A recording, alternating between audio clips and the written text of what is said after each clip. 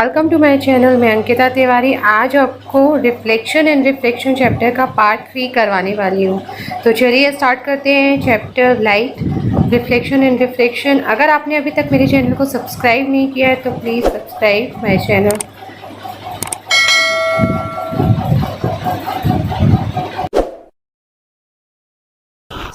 अब देख लेते हैं स्फेरिकल मिरर्स। इसके पहले हमने प्लेन मिरर के बारे में पढ़ा है, ठीक है।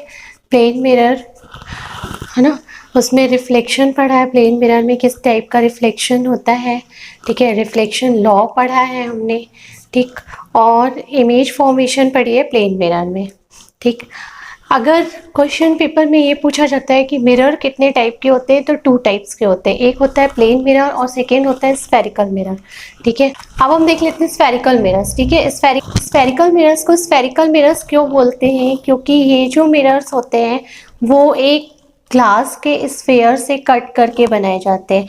जिससे बॉल देखी होगी आपने, है ना, वो प्लास्टिक की होती है, बट अपन ने एक ग्लास का क्या ले लिया, स्फेयर ले लिया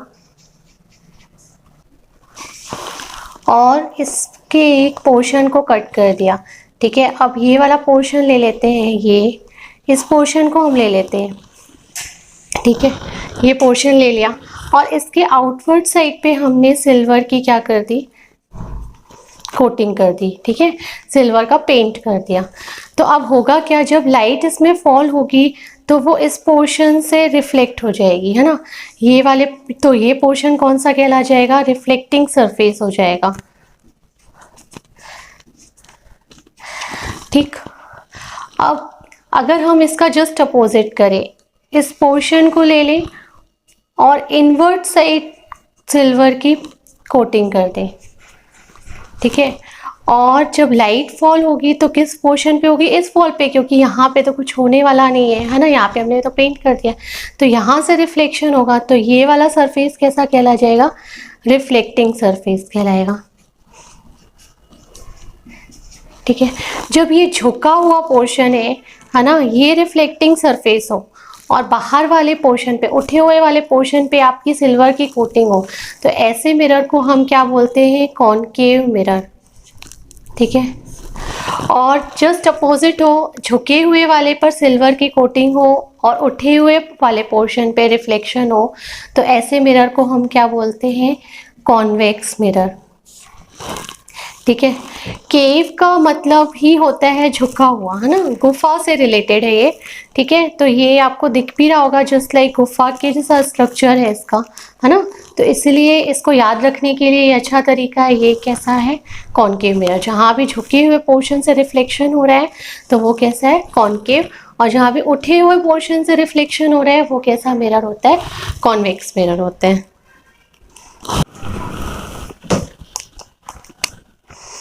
अब देख लेते हैं सेंटर ऑफ कर्वेचर क्या होता है, ठीक है। सेंटर ऑफ कर्वेचर, ये जो स्फेरिकल मिरर है, ठीक है, वो किसी ना किसी स्फेयर से कट करके बनाया जाता है, ठीक। तो उस स्फेयर का जो सेंटर होता है वो उस स्फेरिकल मिरर के लिए क्या कहलाता है, सेंटर ऑफ कर्वेचर कहलाता है, ठीक है। अगर हम कॉनकेव मिरर की बात करें तो कॉनकेव मिरर कैसा होता है, थोड़ा सा झुका हुआ, है ना। तो वो किसी ना किसी स्फेयर से कट करके बनाया गया है। तो ये इसका सेंटर जो होगा वो किस साइड होगा, वो इस साइड होगा, लेफ्ट साइड होगा, जहाँ पे इसका रिफ्लेक्टिंग सरफेस होगा। अच्छा, सेंटर ऑफ कर्वेचर को कैपिटल सी से डिनोट करते हैं। और अगर हम कॉन्वेक्स मिरर की बात करें तो कॉन्वेक्स मिरर कैसा होता है, उसका पोर्शन ऐसा होता है ना। इनवर्ट साइड कोटिंग होती है, पेंटिंग होती है सिल्वर की, तो उसका सेंटर जो होता है वो इस साइड होता है ना। तो अगर हम इसकी बात करें कॉन्वेक्स मिरर की, तो उसका जो सेंटर ऑफ कर्वेचर है वो किस साइड होगा, जिस साइड सिल्वर पेंट किया गया होगा, है ना। यहाँ भी कैपिटल सी से डिनोट करते हैं। अगर कॉनकेव मिरर की बात करें तो ये कैपिटल सी जो है सेंटर ऑफ कर्वेचर वो किस साइड होगा, लेफ्ट साइड होगा। और अगर कॉन्वेक्स की बात करें तो वो किस साइड होगा, राइट साइड होगा, क्योंकि वो इस टाइप के स्फेयर से कट करके बनाया गया है ना। अगर इसकी हम डेफिनेशन देख ले तो डेफिनेशन क्या हो जाएगी, the centre of curvature of spherical mirror. Spherical mirror का सेंटर ऑफ कर्वेचर क्या होता है, it is the centre of hollow sphere of glass, ठीक है, सेंटर ऑफ ये जो हॉलो स्फीयर ग्लास है इसका कोई ना कोई सेंटर तो होगा। उस हॉलो स्फीयर ग्लास का जो सेंटर होता है जिससे वो कट करके बनाया गया है, वो उस मिरर के लिए क्या होता है, सेंटर ऑफ कर्वेचर, ठीक है।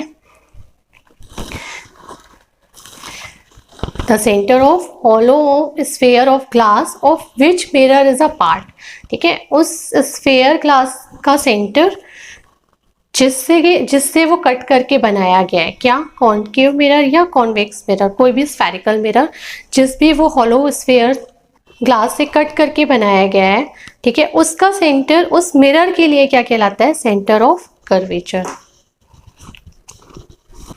चलिए अब देख लेते हैं रेडियस ऑफ कर्वेचर क्या होता है, ठीक है। The radius of curvature of spherical mirror is the radius of hollow sphere of glass of which the mirror is a part, ठीक है। ये तो बार बार पढ़ रहे हैं अपन कि जो स्फेरिकल मिरर होता है वो क्या होता है, किसी ना किसी स्फीयर का पार्ट होता है, ठीक है, और उस स्फीयर का कोई ना कोई सेंटर होगा, ठीक, और उसकी सेंटर है तो ऑब्वियसली उसकी क्या होगी, रेडियस होगी। तो जो मिरर है, जिस भी स्फीयर का पार्ट है उसकी जो रेडियस होती है वो उस मिरर के लिए क्या कहलाती है, रेडियस ऑफ कर्वेचर, ठीक है। इसे किससे डिनोट किया जाता है, कैपिटल आर से डिनोट किया जाता है, ठीक है। अगर हम इस कॉनकेव मिरर में रेडियस ऑफ कर्वेचर को डिनोट करें तो हम क्या करेंगे, एक यहाँ से एक सीधी लाइन खींच ली, ठीक है, और सपोज इसका सेंटर यहाँ पे होगा, centre of curvature of spherical mirror, और इसके बीच का जो डिस्टेंस होगा वो क्या कहलाएगा, रेडियस ऑफ कर्वेचर। और ये कॉन्वेक्स मिरर की अगर हम बात करें तो इसके लिए सेंटर ऑफ कर्वेचर इस साइड डिनोट होगा जहाँ पे उसका पेंट किया गया है, ठीक है। और अगर हम रेडियस ऑफ कर्वेचर की बात करें तो इस मिरर से लेके सेंटर की जो जितनी डिस्टेंस है वो क्या कहलाएगी, रेडियस ऑफ कर्वेचर। उस हॉलो स्फीयर की रेडियस है ना, जिससे वो मिरर कट करके बनाया गया है, वो स्फेरिकल मिरर के लिए क्या कहलाएगी, रेडियस ऑफ कर्वेचर, ठीक है। इस हॉलो स्फीयर की जो रेडियस होगी वो इस मिरर के लिए क्या कहलाएगी, radius of curvature. Third term देख लेते हैं, पोल, ठीक है। पोल क्या होता है, पोल जो होता है वो स्फेरिकल मिरर का सेंटर कहलाता है, ठीक है। अब ये स्फेरिकल मिरर के जो रिफ्लेक्टिंग सरफेस है उसका सेंटर होता है, ये जो रिफ्लेक्टिंग सरफेस है इसका जो मिड पॉइंट है, ठीक है, ये क्या कहलाता है, this is called the pole, ठीक। The centre of reflecting surface of a spherical mirror is called pole. अगर हम इसकी बात कर लें कॉन्वेक्स मिरर की, तो कॉन्वेक्स मिरर के लिए ये रिफ्लेक्टिंग सरफेस ही हो गया और सेंटर क्या हो गया, ठीक है, ये सेंटर हो गया, तो ये दिस इज कॉल्ड द पोल। इसको डिनोट किससे करते हैं, इसको डिनोट पी से डिनोट किया जाता है। फोर्थ टर्म देख लेते हैं, प्रिंसिपल एक्सिस। प्रिंसिपल एक्सिस क्या होता है, ठीक है, a straight line which is joining the centre of curvature and pole of the mirror is called the principal axis, ठीक है। पोल और सेंटर ऑफ कर्वेचर से जो लाइन जाती है या जो ज्वाइन करती है उसको क्या बोलते हैं हम, प्रिंसिपल एक्सिस बोलते हैं। A straight line passing through pole and centre of curvature, ठीक है, स्ट्रेट लाइन जो सेंटर ऑफ कर्वेचर या पोल को ज्वाइन करती है, ये भी कह सकते हो, या पास होती है उसे, कि अच्छा ये एक्सटेंड कर सकते हो आप जितनी चाहे जहाँ तक, ठीक है। इन दोनों पॉइंट से जो भी लाइन पास करेगी उसको हम क्या बोलते हैं, उस मिरर के लिए प्रिंसिपल एक्सिस बोलेंगे। अगर हम कॉन्वेक्स मिरर की बात करें तो उसका सेंटर ऑफ कर्वेचर यहाँ पर हो जाएगा और ये इसका पोल हो गया। अगर इन दोनों पॉइंट्स को ज्वाइन कर दें तो ये एक लाइन हो जाएगी। This is called the principal axis of convex mirror, ठीक। अब देख लेते हैं एपर्चर। एपर्चर क्या होता है, ठीक है, ये मिरर है कॉनकेव मिरर, ठीक है, और ये इसका रिफ्लेक्टिंग सरफेस, ठीक है, ये क्या है, रिफ्लेक्टिंग सरफेस। तो ये जो रिफ्लेक्टिंग सरफेस का ये जो पूरा पोर्शन है, ठीक है, this is called the aperture, ठीक है। इसकी डिफाइन देख लेते हैं। इसकी डिफाइन ये हो जाएगी, the diameter of the reflecting surface of the spherical mirror, ठीक है। Diameter of reflecting surface of spherical mirror is, is called the aperture. ठीक है, तो ये क्या कह रहे हैं, जितना भी ये रिफ्लेक्टिंग पोर्शन की लेंथ भी बोल सकते हैं, total length of the reflecting portion of the mirror, this is called the aperture, या diameter of the reflecting surface of the mirror is called the aperture. चलिए अब देख लेते हैं प्रिंसिपल फोकस क्या होता है ना। सपोज ये एक कॉन्केव मिरर है और ये principal axis,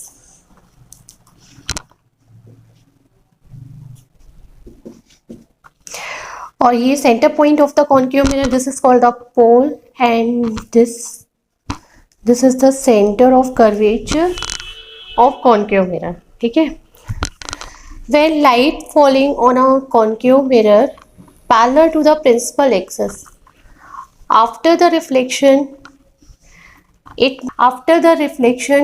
it converges to the point of a principal axis, this is called the focus of concave mirror। ठीक है, अगर आपने कॉन्केव मिरर पे पैरेलल लाइट फॉल की है ना, सारी लाइट कैसी है, पैरेलल है। ठीक है, तो आफ्टर द रिफ्लेक्शन वो क्या होगी, एक पॉइंट पे मीट करती है। ठीक है, किसके पॉइंट पे, प्रिंसिपल एक्सिस के किसी पॉइंट पे मीट करती है, तो वो जो पॉइंट होता है वो क्या कहलाता है, फोकस, है ना। ये कॉन्केव मिरर है, इसे कन्वर्जिंग मिरर भी कहते हैं।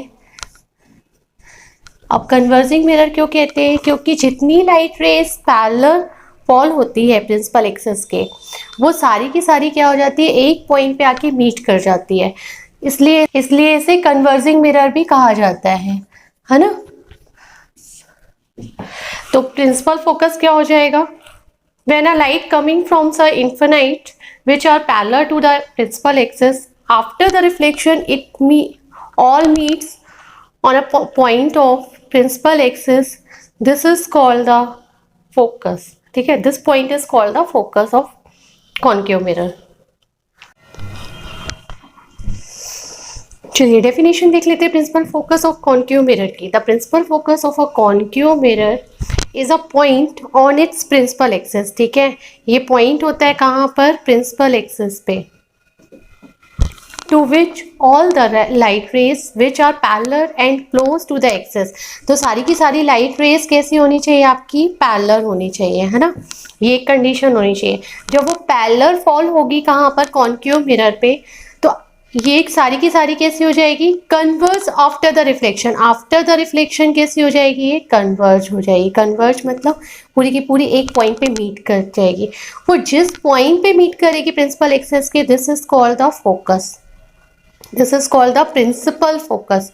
ठीक है, वो क्या कहलाता है, प्रिंसिपल फोकस। और इसके पहले भी बता चुके हैं, ये सारी लाइट रेज को क्या कर देता है, कन्वर्ज कर देता है, इसलिए इसे क्या बोलते हैं, कन्वर्जिंग मिरर। ये ध्यान रखना, कई बार इस नेम से भी आ जाता है ना, कन्वर्जिंग मिरर के नाम से भी कुछ ना कुछ पूछ लिया जाता है। चलिए अब देख लेते हैं principal focus of convex mirror. ठीक है, ये हमने एक कॉन्वेक्स मिरर ले लिया। ठीक है, इसके इनर पोर्शन पे सिल्वर की कोटिंग कर दी, और ये इसका एक प्रिंसिपल एक्सिस हो गया। ये इसका centre point of the convex mirror, this is called the pole, and ये हो गया सेंटर ऑफ कर्वेचर। ठीक है, इसमें भी आप parallel beam of light fall कर दो। ठीक है, जो सारी की सारी किसके पैरेलल है, प्रिंसिपल एक्सिस के। ये प्रिंसिपल एक्सिस है, ये सारी लाइट्स किसके पैरेलल है, प्रिंसिपल एक्सिस के। तो जब रिफ्लेक्शन होगा तो ये क्या हो जाएंगी, सारी की सारी क्या हो जाती है, डाइवर्स हो जाती है। ठीक है, इसकी प्रॉपर्टी ही यही होती है, इसकी टेंडेंसी ही यही होती है कि ये पैरेलल बीम ऑफ लाइट को क्या कर देता है, डाइवर्स कर देता है, इसलिए इसे क्या बोलते हैं, डाइवर्जिंग मिरर बोलते हैं।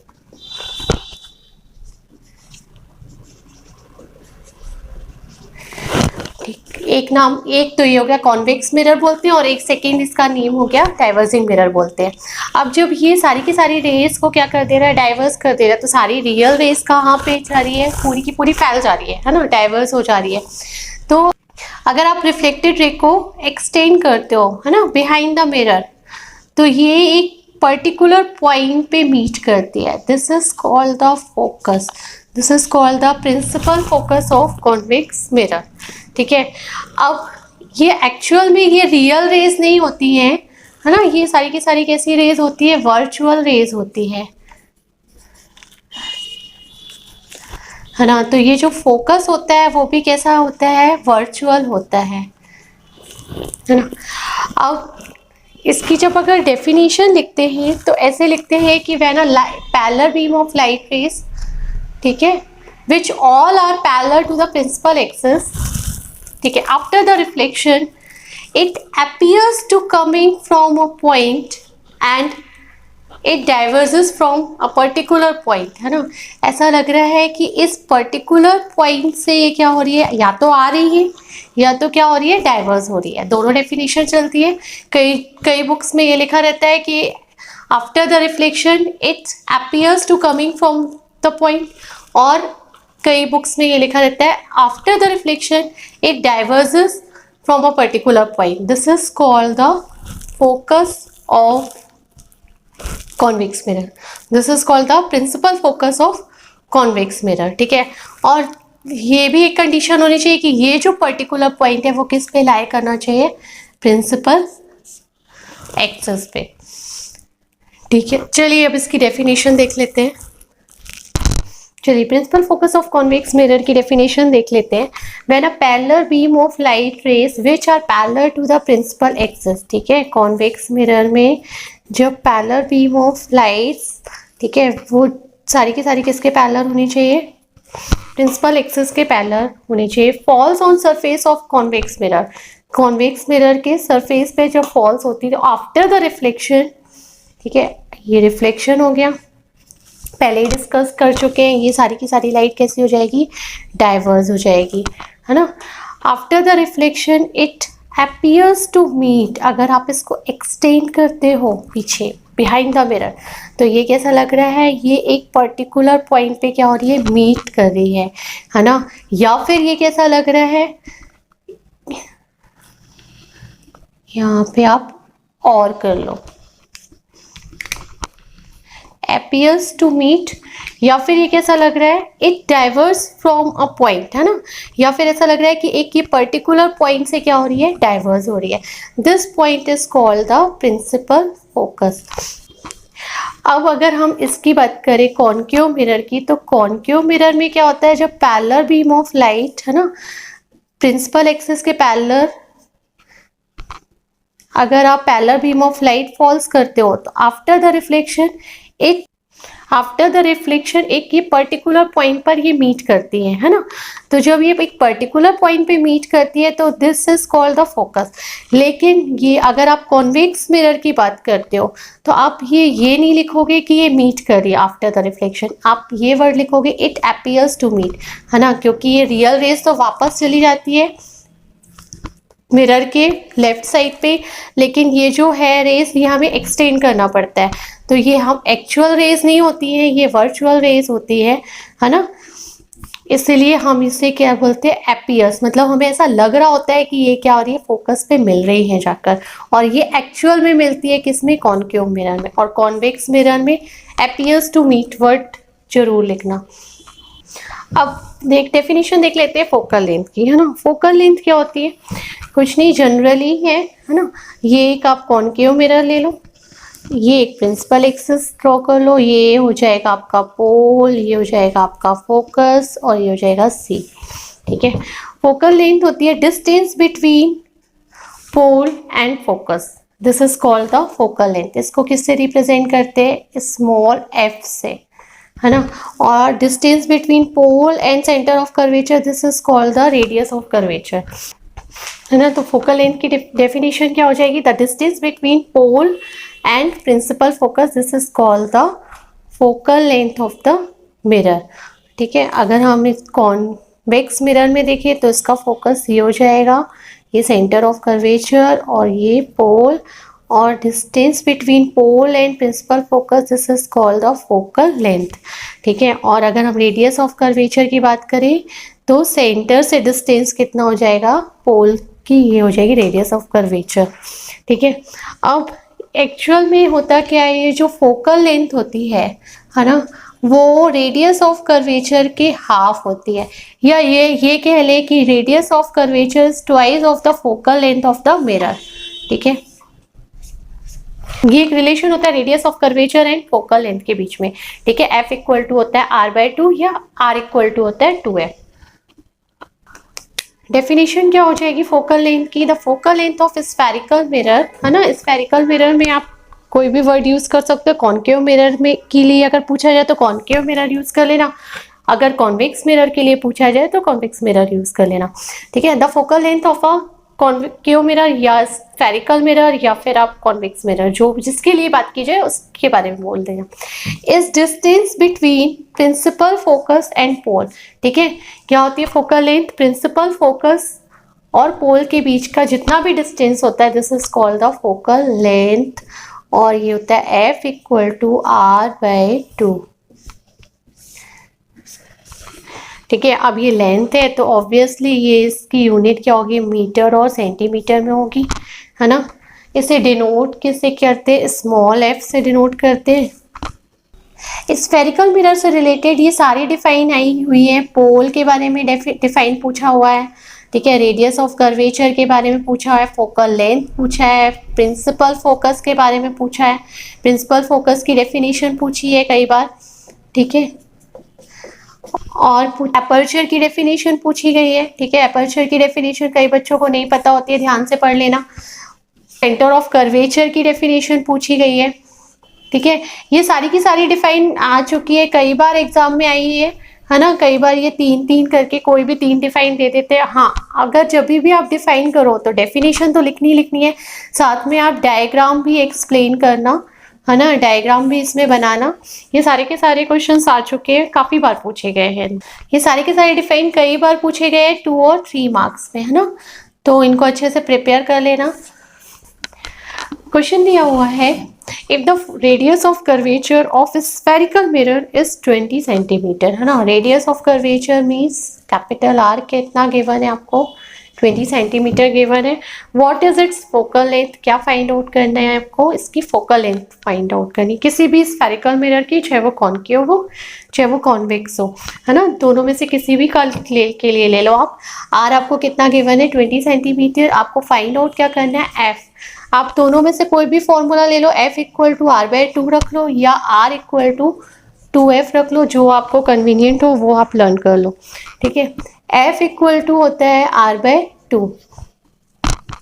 R कितना है? 20 सेंटीमीटर, और ये 2, F इक्वल टू कितना आ जाएगा? 10 सेंटीमीटर। बहुत सिंपल न्यूमेरिकल है, कोई बड़ा भारी न्यूमेरिकल नहीं है। फोकल लेंथ कितनी आ जाएगी आपकी स्फेरिकल मिरर की? 10 सेंटीमीटर। और कई बार पूछा भी गया है, कई बार 1 मार्क्स में आया है, ऑब्जेक्टिव में भी आ सकता है ये आपको, है ना, और कई बार 2 मार्क्स में भी पूछ लिया है। Thanks to all of you, and don't forget to like this video. Watch more video to subscribe right now.